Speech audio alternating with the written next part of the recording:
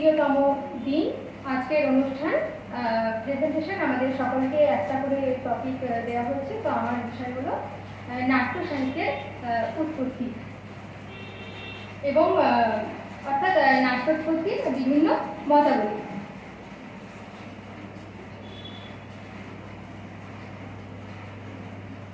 আমরা যাকে সাহিত্য বলি, সংস্কৃত অলঙ্কার শাস্ত্রে তা কাব্য নামে পরিচিত। সংস্কৃত সাহিত্যে কাব্যাম দ্বিবিধম, দৃশ্যম শ্রব্যম চ, অর্থাৎ দৃশ্যকাব্য ও শ্রব্যকাব্য। দৃশ্যকাব্যের আধুনিক প্রতিশব্দ হলো নাটক। মঞ্চে অভিনয় দর্শনের মাধ্যমে আমরা দৃশ্যকাব্য উপস্থাপিত হয়। এই দৃশ্যকাব্যের অপর নাম হলো রূপক, কারণ এতে পাত্রপাত্রীর উপর নাটকীয় চরিত্রের রূপের আরোপ হয়। নৃ ধাতু থেকে নাট্য শব্দটির উৎপত্তি হয়েছে। তাই নাটকের উৎপত্তি যে নৃত্য থেকেই, এ বিষয়ে আমাদের এই বিষয়টাকে আমরা অস্বীকার করতে পারি না। প্রাচীনকালে ধর্ম সাধনা ও কলা চর্চার মধ্য দিয়ে নানা কলার সৃষ্টি হয়েছে। ঠিক সেরকমই নাটকের সূচনা ধর্ম সাধনার মধ্যে দিয়ে হয়েছে। পুজোতে যে সঙ্গীতের প্রচলন ছিল, তার থেকেই ট্র্যাজেডির উৎপত্তি হয়েছে এবং দেবতাদের উৎসবের হাস্যরসে পরিপূর্ণ শোভাযাত্রায় যে গান হতো, তার থেকেই কমেডির সৃষ্টি হয়েছে। অর্থাৎ প্রাচীন ধর্মের মধ্যে ভারতীয় নাটকের মূল গচ্ছিত আছে। নাট্য সাহিত্যের উৎপত্তি বিষয়ে পৌরাণিক তথ্য থেকে জানা যায় যে ব্রহ্ম নাট্যবেদ নামে একটি পঞ্চম বেদ সৃষ্টি করেন। ব্রহ্ম এই বেদের শিক্ষা দেন তার শিষ্য ভরতমুনিকে।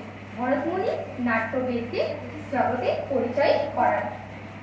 দেবতারা একত্রিত হয়ে ব্রহ্মাকে একটি নতুন বেদ রচনা করবার জন্য অনুরোধ করেন, যাতে তারা সকল শ্রেণীর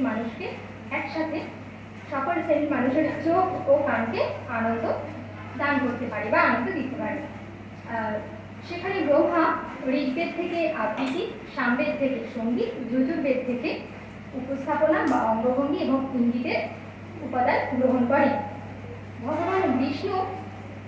ভগবান বিষ্ণু বিভিন্ন ধরনের নাটকীয় শৈলীতে অবদান রেখেছিলেন। ঐশ্বরিক স্থাপত্যি বিশ্বকর্মার স্বর্গে একটি থিয়েটার তৈরি করেছিলেন এবং ঋষি ভরতমুনি মঞ্চ নৈপুণ্যের শিল্পে থিয়েটার নির্মাণ করেছিলেন। এটিকে নাট্যবেদ বলা হয় এবং এই নতুন বেদের অর্থাৎ নাটকের গুলোকে স্থানান্তরিত হয় ভরতের মাধ্যমে। সমস্ত সংস্কৃত নাটকের শেষে আমরা যে ভারত বাক্য বলি, সেটি হলো সংস্কৃত নাটকের নাট্যকলার যিনি প্রতিষ্ঠাতা অর্থাৎ ভরতকে শ্রদ্ধা জ্ঞাপন করা। এভাবেই নাট্যশাস্ত্রে সংস্কৃত নাটকের একটি ঐশ্বরিক উৎস বর্ণিত হচ্ছে। অভিনয়ের দ্বারা নাটকীয় পাত্রপাত্রীর অবস্থার অনুকরণের নাম হলো নাট্য, অর্থাৎ অবস্থানুভূতির নাট্যাম। 10 প্রকার রূপক এবং অষ্টাদশ প্রকার উপরূপক মিলে এই সংস্কৃত দৃশ্যকাব্য বা নাট্য সাহিত্য। মঞ্চে অভিনয় দর্শনের মাধ্যমে এই কাব্যের রস আস্বাদিত হয় বা এই কাব্যের রস আমরা সকলে আস্বাদিত করি। এই দৃশ্যকাব্য দৃষ্টিগ্রাহ্য ও শ্রবণগ্রাহ্য। অনুকরণ করার সহজ প্রবৃত্তি থেকে নাটকের উৎপত্তি হয়েছে। সাধারণত মানুষ অপর মানুষের কথা, ভাব, ভঙ্গি নকল করতে ভালোবাসে। আদিমকাল থেকেই এই ভালো লাগাটা চলেই আসছে এবং আজও তা বর্তমান। আদিম যুগে পূর্ণাঙ্গ নাটকের জন্ম হয়নি, কিন্তু তাদের অনুকরণের প্রচেষ্টা সঙ্গীত ও নৃত্যের মাধ্যমে প্রকাশ পেয়েছে। ইতিহাসের প্রাচীনতম কলাটি হল নৃত্যকলা। আদিমকালে নৃত্যের মধ্যে দিয়েই ধর্মভাব, হৃদয়ভাব প্রকাশ পেত। ক্রিয়া কর্মানুষ্ঠান উদযাপন করা হতো। তাল, লয়, সঙ্গীত প্রভৃতি এই নৃত্য সৃষ্টিতে সাহায্য করত। এই নৃত্যই ধীরে ধীরে অভিনয়ে পরিণত হয়।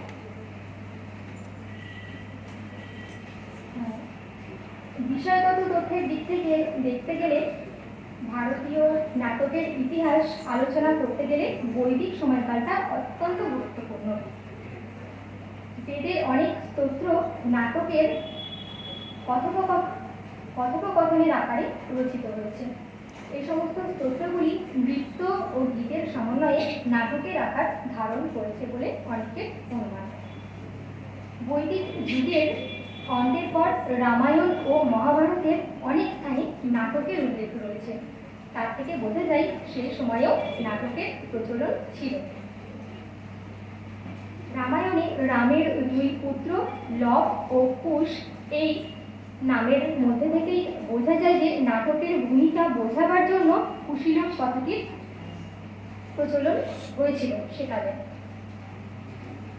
ঐতিহাসিকভাবে নাটকের উৎপত্তি বেদ থেকেই পাওয়া যায়।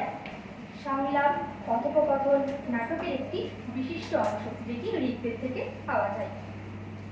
জম ও জমি, সরমা ও পানি, পুরুষের মতো বেশ কিছু সংলাপ ঋগ্বেদে পাওয়া যায় এবং সেগুলি খুবই আকর্ষণীয় ধরনের। বৈদিক আচার অনুষ্ঠানে বিভিন্ন দেবতার ছদ্মবেশের সুযোগ পাওয়া যায়। কিছু বৈদিক আচার অনুষ্ঠানে বেশ কিছু নৃত্যেরও উল্লেখ পাওয়া যায়।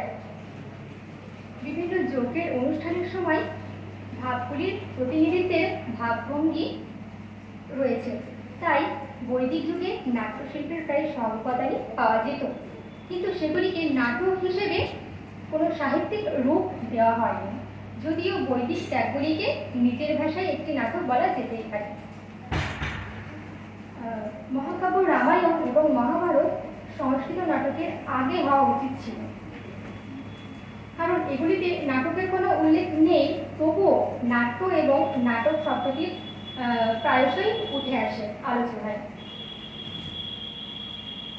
কেবল একজন নর্তকী এবং নৃত্যের সাধারণ অর্থে, কিন্তু তারা সংস্কৃত নাটক নির্মাণে কাব্য, সঙ্গীত প্রভৃতির অবদান রেখেছেন। আবার সাহিত্য বোধ, কল্পনা ও আবেগ সবই ছিল মহাকাব্যে।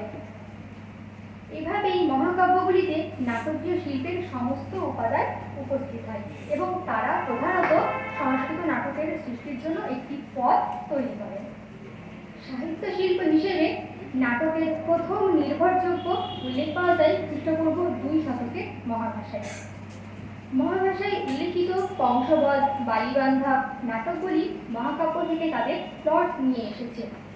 যদিও এই দুটি নাটক পাওয়া যায় না, কিন্তু রেফারেন্সে তার স্পষ্ট প্রমাণ রয়েছে। এবার আসি নাট্য উৎপত্তিতে প্রাচীন মতবাদ।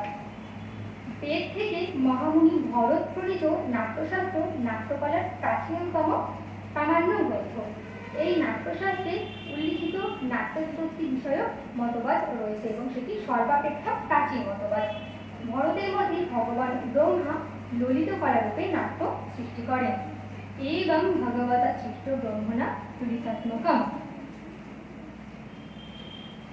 এবার আসি নাট্য সাহিত্যের উৎপত্তি সম্পর্কে উপাখ্যান। নাট্য সাহিত্যের উৎপত্তি সম্পর্কে নাট্যশাস্ত্রে একটি উপাখ্যান আছে।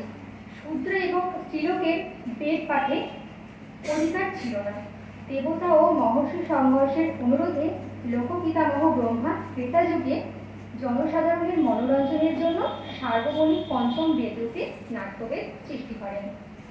নাট্যশাস্ত্রের বিবরণ অনুসারে ব্রহ্মা ঋগ্বেদ থেকে পাঠ্যাংশ, সামবেদ থেকে সঙ্গীত, যজুর্বেদ থেকে অভিনয় এবং অথর্ববেদ থেকে রস আহরণ করে নাট্য রচনা করেন।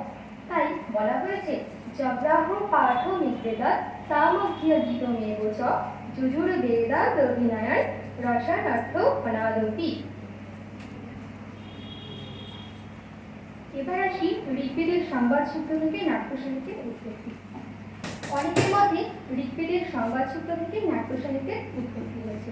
ঋগ্বেদে প্রায় 20টি সূক্ত আছে, তার মধ্যে উল্লেখযোগ্য হল লোপামুদ্রা, পূর্বশী প্রভৃতি সূক্ত। প্রখ্যাত জার্মান পণ্ডিত ম্যাক্স মোলার এবং ফরাসি পণ্ডিত সিলভা লেভির মতে ঋগ্বেদের এই সূক্তগুলি নাটকের লক্ষণাক্রান্ত। জাতীয় কথোপকথনাত্মক রচনা মহাভারত, পুরাণ এবং গ্রন্থ সাহিত্যেও পাওয়া যায়। ঋগ্বেদের এই সূক্তগুলি কোনো না কোনো শ্রৌত অনুষ্ঠানের সাথে যুক্ত ছিল। ঋগ্বেদের এই সূক্তগুলিতে বিভিন্ন শ্রৌতানুষ্ঠানে বিনিযুক্ত করতে গিয়েই শাস্ত্রকারগণ এগুলির নাটকীয় মূল্য বুঝতে পারেননি। বৈদিক সমাজ ব্যবস্থায় সূক্তগুলির যথার্থ মূল্যায়ন ঘটলে এই সূক্তগুলির মধ্যে পরিপূর্ণ নাটক দেখতে পাওয়া যায়। অধ্যাপক হার্টেল এই ধারণার বশবর্তী হয়ে সুবর্ণাধ্যায় নামক একটি বৈদিক গ্রন্থকে পুরোপুরি নাটকের মর্যাদা দিয়েছেন। এবার আসি বৈদিক কর্মবাস থেকে নাট্য সাহিত্যের উৎপত্তি। কেউ কেউ মনে করেন যে সংস্কৃত নাট্য সাহিত্যের বীজ অঙ্কুরিত রয়েছে বৈদিক কর্মকাণ্ডে। বৈদিক কর্মকাণ্ডে এমন কিছু ধর্মীয় অনুষ্ঠান আছে যেগুলির মধ্যে নাটকীয় আচরণ স্পষ্ট। সোমযাগী, সোমক্রেতা ও বিক্রেতা এই দুজনের ভূমিকায় অভিনয় করা হতো। বিক্রেতার কাছে থেকে সোমক্রেতা ক্রয় করে তার মূল্য না দিয়ে চলে যাবার জন্য ক্রেতা বিক্রেতার কাছে প্রহত হতো। এই আচরণ সোমযাগেরই অঙ্গ। মহাব্রত নামক অনুষ্ঠানে একখণ্ড চর্মকে কেন্দ্র করে শ্বেতকায় বৈশ্য ও কৃষ্ণকায় সূর্যের মধ্যে বিবাদের ঘটনাও চরম নাটকীয়তায় পূর্ণ। এবার আসি পুতুল নাচ থেকে নাট্য সাহিত্যের উৎপত্তি বিষয়ে। অধ্যাপক পিসিলের মতে পুতুল নাচ থেকেই নাটকের উৎপত্তি হচ্ছে। পুতুল নাচে যিনি সূত্র দ্বারা পুতুলকে নাচান তিনি হলেন সূত্রধার, যিনি পুতুলকে স্থাপনা করেন তিনি হলেন স্থাপক। কিন্তু সংস্কৃত নাটকে যিনি কথাবস্তু, নায়ক, রস প্রভৃতির সূত্রপেক্ষক সাধারণের কাছে উপস্থাপিত করেন তিনি হলেন সূত্রধার। পুতুলের সূত্র ধারণ করার জন্য সূত্রধার শব্দের পিসিল কল্পিত উৎপত্তি, তাই অসঙ্গত। তাই সামান্য পুতুল নাচ থেকে রসভাব সঞ্চারী নাটকের উৎপত্তির মতবাদকে মেনে নেওয়া যায় না। এবার আসি হৃদয়ের ভাব থেকে নাট্য সাহিত্যের উৎপত্তি। ডক্টর রিজওয়ে বলেন যে মানুষের মৃত্যুর পরে ওই প্রয়াত মানুষটির জন্য তার আত্মীয় পরিজনেরা কান্নাকাটি করে শোক প্রকাশ করেন। শোকসন্তপ্ত ব্যক্তিদের হৃদয়ের ভাব প্রকাশের রীতিনীতিকে পরিবর্তন ও পরিবর্ধনের ফলে বিশ্বকাব্যের উৎপত্তি হয়েছে। কিন্তু এই মতের ঐতিহাসিক কোনো সত্যতা সঠিকভাবে এখনো পাওয়া যায় না। এবার আসি মানবিক প্রবৃত্তি থেকে নাট্য সাহিত্যের উৎপত্তি। লিলি ব্র্যান্ডাতের মতে সংস্কৃত নাটকের মূল নিহিত আছে মানবিক প্রবৃত্তির মধ্যে এবং মানুষের জীবনযাত্রার বাস্তবতার মধ্যে। রসবোধ ও আনন্দ অনুভূতি মানুষের স্বাভাবিক প্রবৃত্তি। এই প্রবৃত্তি থেকে রামলীলা, কৃষ্ণলীলা প্রভৃতির আবির্ভাব হয়েছে। লিলি ব্র্যান্ডাত এবং কনক উভয়েই প্রকাশ করেন যে ধর্ম বা ধর্মানুষ্ঠানের সাথে নাট্য সাহিত্যের ইতিহাস জড়িত আছে। এই ধারণাটি সম্পূর্ণ ভুল। এর প্রকৃত উৎস নিহিত রয়েছে মানুষের জীবনযাত্রার বাস্তব দিকে। এবার আসি গ্রিক প্রভাব থেকে নাট্য সাহিত্যের উৎপত্তি। ওয়েবার সর্বপ্রথম ভারতীয় নাট্য সাহিত্যের প্রভাবের কথা উল্লেখ করেন। তার মতে গ্রিকের সংস্পর্শে আসার পর থেকেই ভারতবর্ষের নাট্য সাহিত্য পরিণতি লাভ করে। পাঞ্জাব, গুজরাট প্রভৃতি অঞ্চলের রাজন্যবর্গের সৈন্যবাহিনীর মধ্যে গ্রিক সৈন্য ছিল এবং তাদের রাজসভায় গ্রিক নাটকও অভিনয় হতো।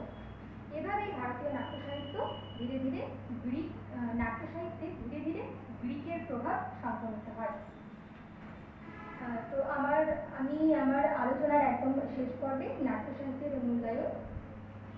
বস্তুত ভারতীয় নাট্য সাহিত্যের উদ্ভব সম্পর্কিত মতবাদগুলি এমনই বিক্ষিপ্ত এবং পরস্পর বিরুদ্ধ যে সংস্কৃত দৃশ্যকাব্যের উদ্ভবের প্রকৃত তথ্য তার থেকে নির্ণয় করা দুঃসাধ্য। আমি আমার আলোচনা এখানে শেষ করছি। জানি অনেক ভুল ত্রুটি হয়েছে, কখনোই গুছিয়ে বলতে পারি না এবং আজও পারিনি। তো সকলের কাছে আমার নমস্কার।